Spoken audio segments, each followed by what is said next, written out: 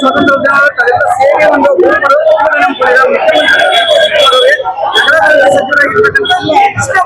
ತಮ್ಮ ಸಮಸ್ಯೆ ಹೇಳಿ ಸರ್. ಅವ್ರಿಗೆ ಸಮಸ್ಯೆ ಹೇಳೋದಕ್ಕೆ ಅವ್ರಿಗೆಲ್ಲ ಸಮಸ್ಯೆ ಗೊತ್ತಿದೆ. ಅವ್ರು ಬೇಕು ಅಂತಾನೆ ಬೀದಿ ವ್ಯಾಪಾರಿಗಳನ್ನ ಆಕ್ಷೇಪಿಸ್ತಾ ಇದ್ದಾರೆ. ಇದು ಖಂಡನೀಯ. ಬೀದಿ ವ್ಯಾಪಾರಿಗಳು ಅವ್ರ ಹಕ್ಕಿದೆ, ಹಕ್ಕನ್ನ ಫಸ್ಟ್ ಅವರು ಇಂಪ್ಲಿಮೆಂಟ್ ಮಾಡ್ಲಿ. ಸುಮ್ಮನೆ ಕೊಡ್ಬಾರ್ದ ಕೋರ್ಟ್ ಆರ್ಡರ್ ಬರ್ತದೆ ಹೆಚ್ಚದಲ್ಲ ದೊಡ್ಡ ವಿಷಯ ಅಲ್ಲ. ಬೀದಿ ವ್ಯಾಪಾರಿಗಳಿಗೆ ಅವ್ರದೇ ಆದ ಆಕ್ಟ್ ಪ್ರಕಾರ ಅವ್ರಿಗೆ ಟೈಮ್ ಇಂಡಿಯಾ ಕಮಿಟಿ ಮುಖಾಂತರ ವೆಂಡಿಂಗ್ ಝೋನ್ ಕನ್ಸಿಡರ್ ಮಾಡ್ಲಿ, ಜಾಗ ವ್ಯವಸ್ಥೆ ಮಾಡ್ಲಿ. ಅವ್ರಿಗೆ ಸರ್ ಈ ತರ ಎಲ್ಲ ಬೆಳ್ಕೊಳ್ಬೇಕು. ಅವ್ರ ಕೇಳಕ್ತಾ ಇಲ್ಲ ಸರ್ ಎಲ್ಲ ಬೀದಿ ವ್ಯಾಪಾರಿಗಳು.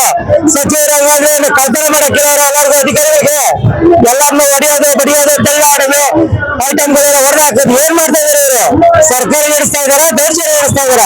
ನಮಗೆ ನ್ಯಾಯ ಬೇಕು. ಬೀದಿ ವ್ಯಾಪಾರಿಗಳಿಗೆ ಅನ್ಯಾಯದ ಬಗ್ಗೆ ಹೋರಾಟ ಮಾಡ್ತಾ ಇದ್ದೀವಿ. ಇದು ಎಚ್ಚರಿಕೆ ಗಂಟೆ. ಮುಂದಿನ ದಿನಗಳಲ್ಲಿ ನಾವು ಇನ್ನೂ ಹೆಚ್ಚಿನ ಸಂಖ್ಯೆ ರಾಜ್ಯದಿಂದ ಬೀದಿ ವ್ಯಾಪಾರಿಗಳ ನಮಗೆ ಕರೆ ಕೊಡ್ತೇವೆ. ನಮಗೆ ಅನ್ಯಾಯ ಆಗ್ತಿದೆ, ನ್ಯಾಯ ಕೊಡ್ಬೇಕು ಮುಖ್ಯಮಂತ್ರಿಗಳು. ನೀವೇ ಹೇಳಿದ್ರೆ 10 ರೂಪಾಯಿ ಇಡ್ಲಿ ಬೀದಿ ವ್ಯಾಪಾರಿ ಅಂತ. ಯಾವ್ದು ಅನ್ಯಾಯ ಮುಖ್ಯಮಂತ್ರಿಗಳ? ನೀವು ಮಾಡ್ತಿರೋ ಕೆಲಸ ಬೀದಿ ವ್ಯಾಪಾರಿಗಳನ್ನ ಅಪೇಕ್ಷಿಸ್ತಾರ, ನೀವು ಮಾಡ್ತಿರೋ ಕೆಲಸ ತಪ್ಪು. ನೀವು ಹೇಳಿದ್ರೆ ಎಲ್ಲ ಬೀದಿ ವ್ಯಾಪಾರಿಗಳ ತಿನ್ನಿ ಅಂತ ತಪ್ಪಾಯ್ತು ನಿಮ್ಗೆ. ಹೋಟ್ಲಲ್ಲಿ 60 ರೂಪಾಯಿ 50 ರೂಪಾಯಿ ಇಡ್ಲಿ, ಬೀದಿ ವ್ಯಾಪಾರಿ ಹತ್ರ 10 ರೂಪಾಯಿ ಇಡ್ಲಿ ಅಂತ ಹೇಳಿ ನೀವೇ ಇವತ್ತು ಸರ್ಕಾರ ನಡೆಸ್ತಾ ನೀವೇ ಬೀದಿ ವ್ಯಾಪಾರಿ ಹೊಟ್ಟೆ ಮೇಲೆ ಕೊಟ್ಟಿದ್ರೆ ಹಚ್ಚಿದ್ರೆ ತಪ್ಪಲ್ಲ. ಸಮಯ ಉತ್ತರ ಕೊಡಿ. ನಾವು ಕೇಳ್ತಾರೆ ನಿಮ್ರೆ ಮುಖ್ಯಮಂತ್ರಿಗಳೇ. ಬೀದಿ ವ್ಯಾಪಾರ ಮಾಡೋರು ಬಡವರು, ರೈತರ ಮಕ್ಳು. ಬೀದಿ ವ್ಯಾಪಾರ ಮಾಡೋರು ರೈತರ ಮಕ್ಳು ಅವರೇ, ಬಡವರು ಅವರೇ. ಯಾರೋ ದೇಶ ಬಿಟ್ಟು ಬಂದಿರಲ್ಲ ಸಮಯ. ನೀವು ರೈತರ ಮಕ್ಳು ಅಂತ ಹೇಳ್ತೀರಾ. ಬಡವ್ರ ಕಷ್ಟ ಗೊತ್ತಿಲ್ಲ ನಿಮ್ಗೆ. ಮೇಲೆ ಹೋಗಿದ ತಕ್ಷಣ ಬಡವರು ಬರ್ತಾ ಬಿಟ್ರೆ ನಿಮ್ಗೆ. ನಮ್ಗೆ ಅದೆಲ್ಲ ಗೊತ್ತಿಲ್ಲ. ನಮ್ಮ ಕಾನೂನು ಪ್ರಕಾರ ಮೇಲಿದೆ ಕಾನೂನು ಅದನ್ನ ಮಾಡ್ಬೇಕು. ನಮಗೆ ವ್ಯವಸ್ಥಿತವಾಗಿ ಜಾಗಗಳ ವ್ಯವಸ್ಥೆ ಮಾಡ್ಬೇಕು. ನಾವ್ ಯಾವುದೇ ಕಾರಣಕ್ಕೂ ಫುಟ್ಪಾತ್ ಬಿಡಲ್ಲ ಸಮಯ. ಫುಟ್ಪಾತ್ ಅಗ್ರ ಮಾಡಿ ಜನಕ್ಕೆ ಓಡಾಡಕ್ ನಾಲ್ಕು ಕಡೆ ಕೊಡಿ, ನಮ್ಗೆ ವ್ಯಾಪಾರ ಮಾಡಕ್ ನಾಲ್ಕು ಕಡೆ ಬಾಡಿಗೆ ಕೊಡ್ತೀವಿ ಸಮಯ. ಫ್ರೀಯಾಗಿ ಕೊಡ್ಬೇಡಿ, ಬಾಡಿಗೆ ತಗೊಳ್ಳಿ. ನಮಗೆ ನ್ಯಾಯ ಕೊಡಿ. ಖಂಡಿತವಾಗ್ಲೂ ತಮ್ಮ ಗಮನ ತರ್ತಾ ಇದ್ರೆ ಡೈರೆಕ್ಟ್ ಮುಖ್ಯಮಂತ್ರಿಯವರು ನಿಮ್ಗೆ ಹೇಳ್ತಾ ಇದ್ರೆ ಇವರು ಭೂಮಿ ಸಚಿವರು ತಪ್ಪು ಮಾಡಿಬಿಟ್ಟು ಟೆಲಿನ ಕೂತ್ಕೊಂಡಿದ್ದಲ್ಲ ತಪ್ಪು. ಸಚಿವರ ನೀವು ಮಾಡಿರೋಕ್ ಮುಂಚೆ ಯೋಚನೆ ಮಾಡಿ ಬಡವ್ರ ಬಗ್ಗೆ. ನೀವೆಲ್ಲ ಫಾರ್ನಲ್ಲಿ ಬಿಟ್ಟು ಫಾರ್ನಲ್ಲಿ ಏನೋ ಬೆಳೆದು ಬಂದಿದ್ರ ಅಂದ್ಬಿಟ್ಟು ಅದೇ ಇಲ್ಲಿ ಕಲ್ಚರ್ ಬರಲ್ಲ. ಇಲ್ಲಿ ಎಲ್ಲ ತೀರಾ ಬಡವರು ಇರೋದು. ನೀವು ಇವ್ರನ್ನ ಇಂಪ್ಲಿಮೆಂಟ್ ಮಾಡ್ಬೇಕು ಅಂದ್ರೆ ನಿಮ್ಮಂತ 4 ಜನ್ಮ ಹೊತ್ತು ಬರ್ಬೇಕು. ಆದ್ರೂ ಈ ಬೆಂಗಳೂರು ನಮ್ಮ ರಾಜ್ಯ ಇಂಪ್ಲಿಮೆಂಟ್ ಆಗಲ್ಲ. ಆದ್ರಿಂದ ತಮ್ಮ ತಿಳಿಸ್ತಾ ಇದ್ದೀನಿ. ಇವತ್ತಲ್ಲಿ ಬೆಳಗ್ಗೆ ಬದುಕೋದಕ್ಕೆ ದಾರಿ ಮಾಡ್ಕೊಡಿ ಅಂತೇಳಿ ಕೃಷ್ಣಪ್ಪರೇಗೌಡ ಅವ್ರಿಗೆ ಹೇಳ್ತಾ ಇದ್ರಿ. ತಪ್ಪು ಮಾಡ್ತಾ ಇದ್ದೀರಾ. ಬಡವರ ಹೊಟ್ಟೆ ಮೇಲೆ ಏನು ಸಾಧಿಸಲ್ಲ ಸಮಯ. ನೀವು ಜನ ರೊಚ್ಚಿಗೆ ರೋಡ್ಗಳಿದ್ರೆ ನಡೆಯೋ ಕತೆ ಬೇರೆ. ನಾವು ರೊಚ್ಚಿಗೆ ತಗೊಂಡ್ ಮಾಡ್ಬೇಡಿ ಸರ್ಕಾರದ ಎದುರುಗಡೆ. ತಪ್ಪು ಮಾಡಿದ್ರೆ ಜನಕ್ಕೆ ದಾರಿ ಮಾಡ್ಕೊಡಿ ಅಂತೇಳಿ ತಮಗ್ ತಿಳಿಸ್ತಾ ಇದ್ದೀರಿ. ಇದು ತಮಗೆ ವಾರ್ನಿಂಗ್ ಅಂತ ಅವರು ತಿಳ್ಕೊಳ್ಳಿ. ಜನಕ್ಕೆ ಒಳ್ಳೇದ್ ಮಾಡ್ಬೇಕು ಅಂತ ಅವರು ತಿಳ್ಕೊಳ್ಳಿ. ಬನ್ನಿ ಅಂತ ತಿಳ್ಕೊಳ್ಳಿ. ನಮಗೆ ಅನ್ನ ತಿನ್ಬೇಕು. ಕೆಪಿಸಿಸಿ ನೀವೇನ್ ಬೀದಿ ವ್ಯಾಪಾರ ಘಟಕ ಕಟ್ಟಿದ್ರ ಮಟ್ಕನ್ನ ತೆಗೀರಿ ಫಸ್ಟ್. ಆ ಘಟಕ ಬಂದ್ಮೇಲೆ ಬೀದಿ ವ್ಯಾಪಾರ ಎಣ್ಣೆ ಆಗ್ತಾ ಇರೋದು.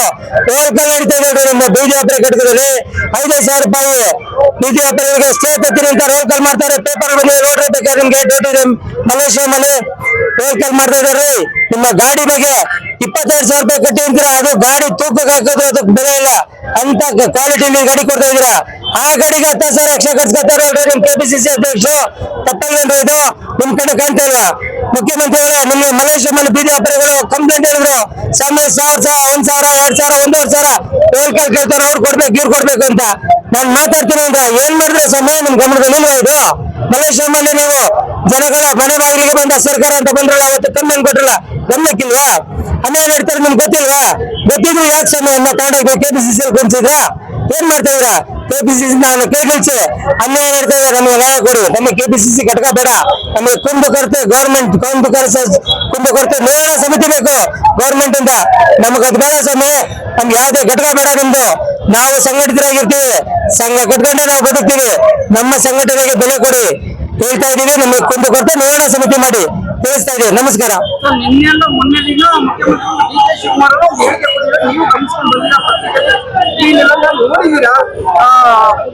ಬೀದಿ ಬದಿ ವ್ಯಾಪಾರಿಗೆ ಯಾವುದೇ ಕಾರಣಕ್ಕೂ ತೊಂದರೆ ಆಗಲ್ಲ. ಒಂದು ಗಾಡಿ ಕೊಡ್ತೀವಿ, ಒಂದು ರಸ್ತೆ ಬಂದ ವ್ಯವಸ್ಥೆ ಮಾಡ್ಕೊಡ್ತೀವಿ ಅಂತ ಹೇಳಿದ್ದಾರೆ ಸರ್. ನೀವು ಕೊಡ್ತಾರೆ ಗಾಡಿ ಕ್ವಾಲಿಟಿ ಮೇಲೆ ನೋಡ್ರಿ. ಸುಮ್ಮನೆ ದುಡ್ಡಿನ ಓನರ್ ಹೇಳ್ತಾ ಇದ್ರೆ ಗಾಡಿ ಕ್ವಾಲಿಟಿ ಇಲ್ಲಲ್ಲ. ಗಾಡಿ ನೋಡಿ ಖುದ್ದಾಗಿ ನೀವೇನೆ ಗಾಡಿ ಚೆನ್ನಾಗಿರೋ ಗಾಡಿಗೆ 1,40,000 ಕೊಡಿ, 2,00,000 ಕೊಡಿ, 1,90,000 ಕೊಡಿ ಅಂತ ಬಜಾಜ್ ಅವ್ರು ಕೇಳ್ತಾ ಇದ್ದಾರೆ. ನಾನು ಖುದ್ದು ಹೋಗಿದ್ದೀನಿ ಕಂಪ್ನಿಗೆ. ತಪ್ಪು ನಡೀತಾ ಇದೆ. ಗಾಡಿ ಕ್ವಾಲಿಟಿ ಇಲ್ಲ ಸ್ವಾಮಿ. ನೀವು ಕೊಡೋ ಸಬ್ಸಿಡಿ ಯಾವ ಲೆಕ್ಕದಲ್ಲಿ? ಆ ಗಾಡಿ ಶೋರೂಮ್ ಬೆಲೆ ಎಷ್ಟು ಗೊತ್ತಾ? 1,30,000 ರೂಪಾಯಿ ಫುಲ್ ಕ್ಯಾಶ್. ನೀವ್ ಯಾಕೆ 2 ಲಕ್ಷ ಚಿಲ್ಲರೆ ತೋರಿಸ್ಬಿಟ್ಟು ಸಬ್ಸಿಡಿ ತೋರಿಸ್ತಾ ಇದ್ರಾ? ಅದು ಬೇಡ ಸ್ವಾಮಿ ಆ ಗಾಡಿ. ಸರ್ ಮುಂದಿನ ನಡೆ ಏನಿದೆ ಸರ್? ಮುಂದಿನ ನಡೆ ನಾಳೆ ಒಂದು ದಿವಸ ಮಹೇಶ್ವರ ಅವರು ಒಂದು ದಿವಸ ಟೈಮ್ ತಗೊಂಡಿದ್ರೆ ನಾವು ಮಾತಾಡಿ ಮುಖ್ಯಮಂತ್ರಿ ಹತ್ರ ತೀರ್ಮಾನ ತಗೋತೀವಿ, ನಿಮ್ಗೆ ವ್ಯವಸ್ಥೆ ಮಾಡ್ತೀವಿ, ನಿಮ್ಗೆ ಯಾರನ್ನ ಹೆಚ್ಚೆಲ್ಲ ಮಾಡಲ್ಲ ಅಂತ ಹೇಳಿ ಇದನ್ನ ಆಶ್ವಾಸನೆ ಕೊಟ್ಟಿದ್ರೆ ಅದಕ್ಕೆ ಬೆಲೆ ಕೊಟ್ಟು ಬಂದಿದ್ದೀವಿ. ನಾವು ನಾಳೆ ನೀವೇನ್ ತೀರ್ಮಾನ ತಗೋತೀವಿ ಅದನ್ನ ನೋಡ್ತೀವಿ. ಕೂನ್ಸಿ ನಿಮ್ಮ ಮುಂದೆ ನಮ್ಮನ್ನೆಲ್ಲ ಕೂನ್ಸಿ ಎಲ್ಲ ಸಂಘಟನೆ ಮೀಟಿಂಗ್ ಮಾಡ್ತೀನಿ ಅಂತ ಹೇಳಿ ತೀರ್ಮಾನ ತಗೊಳಕ್ ಮುಂಚೆ ಅದನ್ನು ಮಾಡೋಣ. ನಿಮ್ಮ ಕೆಲ್ಸಕ್ಕೆ ನಾವು ಅಡ್ಡಿ ಬರಲ್ಲ. ನಮ್ಮ ಪುಟಮಾತನ್ನ ನಾವು ಬಿಡಕ್ಕೂ ರೆಡಿ ಇದ್ದೀವಿ. ನಮಗೆ ನ್ಯಾಯಯುತವಾಗಿ ಜಾಗ ಕಲ್ಪನೆ ಮಾಡಿ, ನಮಗೆ ವ್ಯಾಪಾರ ಆಗೋ ಜಾಗ ಅಂತ ಎಲ್ಲ ತಗೊಂಡ ಕೊಟ್ಟರೆ ಒಪ್ಪಲ್ಲ. ನಾವು ಫಸ್ಟ್ ಹೇಳ್ತಿದೀವಿ, ನಮ್ಮ ವ್ಯವಸ್ಥಿತವಾಗಿ ಮಾಡಿಕೊಡಿ. ಅದಕ್ಕೆ ನಾವು ಒಪ್ಪಿಗೆ ಸೂಚಿಸ್ತೀವಿ. ಎಲ್ಲರೂ ಸೇರಿ ತೀರ್ಮಾನ ಮಾಡೋಣ. ಅದುವರೆಗೂ ಯಾವುದೇ ಕಾರಣಕ್ಕೂ ವ್ಯಾಪಾರ ಹೆಚ್ಚಬಾರ್ದು, ನಿಲ್ಲಿಸಬೇಕು ಸ್ವಾಮಿ. ಯಾವುದೇ ಕಾರಣಕ್ಕೂ ಫುಟ್ಪಾತ್ ಬಿಡಲ್ಲ. ಇವತ್ತಿಂದ ಈಗಲೇ ಹೋಗಿ ನಾವು ವ್ಯಾಪಾರ ಮಾಡ್ತೀವಿ. ನಾವು ಕೂರ್ತೀವಿ. ಯಾವುದೇ ಅಧಿಕಾರಿ ಬಂದ್ರು ಸರಿ, ಯಾರೇ ಬಂದ್ರು ಸರಿ, ನಾವು ತಗೊಂಡ ನಿರ್ಧಾರ ಬೀದಿ ವ್ಯಾಪಾರಿಗಳಿಗೆ ನ್ಯಾಯ ಸಿಗೋವರೆಗೂ ಬಿಡಲ್ಲ. ನಮಗೆ ಜಾಗದ ವ್ಯವಸ್ಥೆ ಆಗೋವರೆಗೂ ನಾವು ಹೋಗಲ್ಲ ಫುಟ್ಪಾತ್ ಇಂದ.